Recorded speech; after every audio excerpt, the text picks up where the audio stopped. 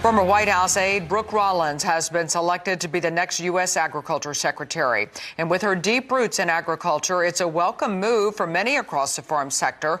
President and CEO of the Fertilizer Institute, Rosenbusch, joins us now with his perspective. Corey, so good to have you joining us this morning. So what are your thoughts on this nomination? Well, Tammy, thanks for having me. And it was fantastic news over the weekend.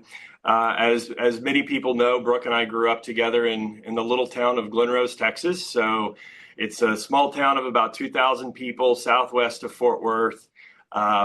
She put out a fantastic tweet over the weekend thanking God, her single mom for raising her, and her FFA advisor. That made me quite proud because I'm a little biased because that was my dad. So my dad was her FFA advisor, obviously my FFA advisor, and a great product of FFA and 4-H and really small rural America. And I think Brooke will bring her experience growing up in agriculture. I remember very fondly going and visiting her SAE projects. She had horses, she raised goats. I think our family even bought her goat at the livestock show, the county livestock show, one year. So she's very much in touch with rural America and agriculture, and I think she'll bring a terrific perspective to USDA. Yeah, that is some interesting background on her and all those connections, and that you actually your family bought one of her goats. So talk about her background a little more and the opportunities and challenges now that she is going to face in the farm sector. Will that prepare her for what she's about to take over? Well, I think probably the best asset that Brooke brings to the role is the fact that she is the CEO and founder of the American First Policy Institute, which has been the think tank that really is formulating the policy that the Trump administration will bring to the White House. Obviously, she was his domestic policy counselor, and so she's very close with Trump and the entire team. I think agriculture will have the strongest voice it has had in an administration in decades.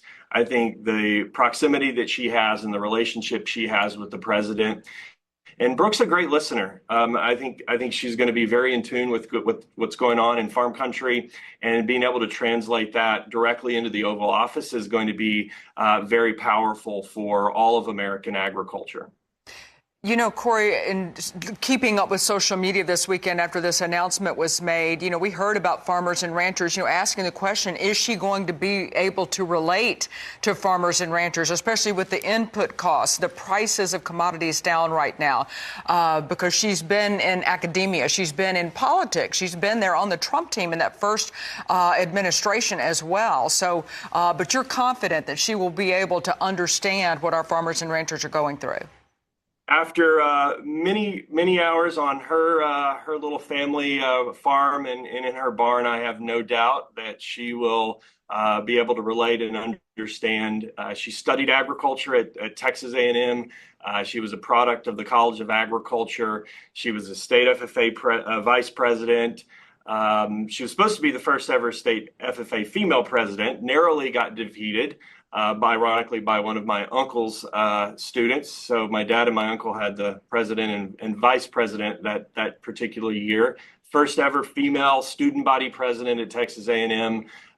Growing up around agriculture, she was a land judger through FFA. I just have full confidence that she's going to quickly step into the role.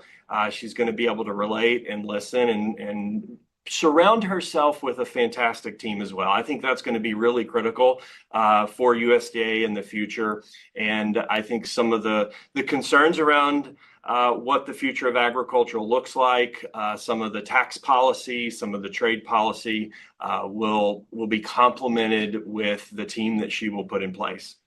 Well, we are excited about her taking over. That's President and CEO of the Fertilizer Institute and lifelong friend of Brooke Rollins. That's Corey Rosenbusch. Thank you so much for being with us today.